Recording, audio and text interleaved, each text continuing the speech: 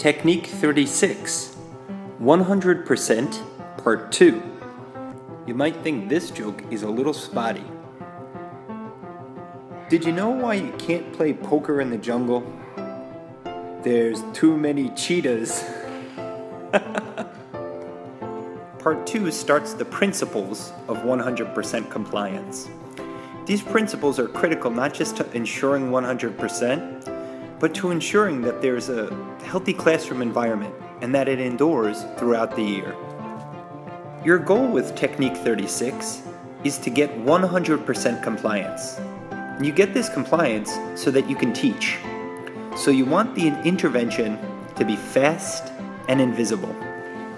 The first principle is about using the least invasive intervention possible. You want 100% compliance so you can teach. Getting this compliance at the cost of constant, time-consuming disruptions to make sure everyone's on task serves to stop the progress of the task and cause the death spiral.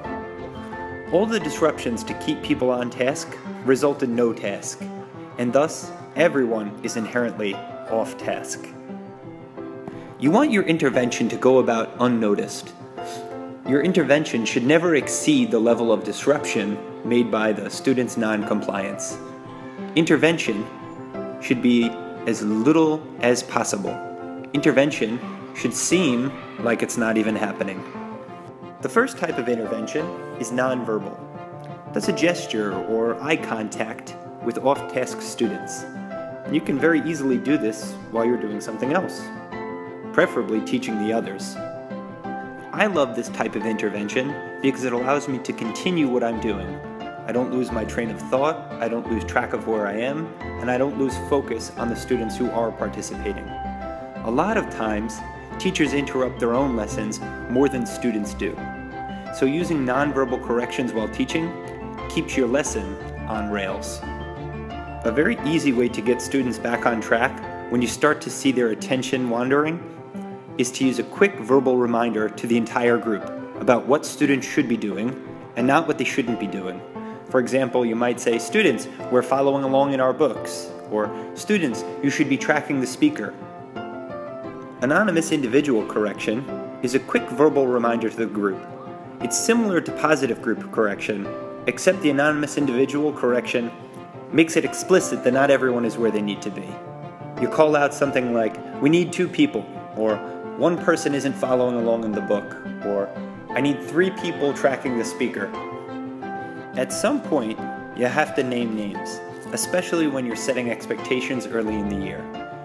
So when you have to do this, seek to correct privately and quietly. I like to walk by the off-task student's desk, lean down, and get as near to him or her as possible. And then using a voice that preserves as much privacy as possible, tell the corrected student what to do quickly and calmly.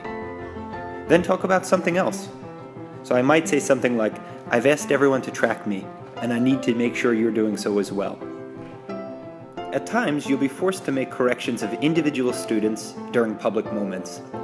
Your goals here in making an individual verbal correction should be to limit the amount of time a student is on stage for something negative and focus on telling the student what to do, rather than scolding or explicating what he did wrong.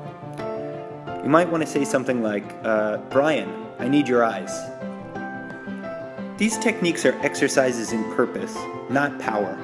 There should be a practical utility to any correction that you make in class. When you make a correction, you also need to provide guidance about how to meet your expectations. As your students begin following your instructions, you need to narrate with positive momentum.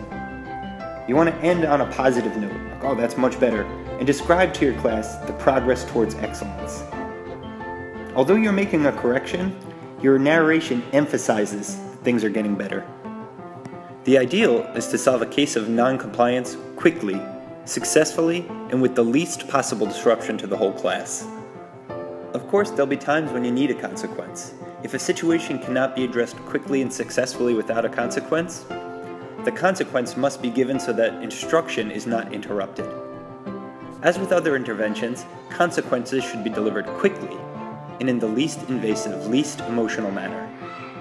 Ideally, you'll have a scaled series of consequences from which to choose, so that you can match the significance of the response to the disruption.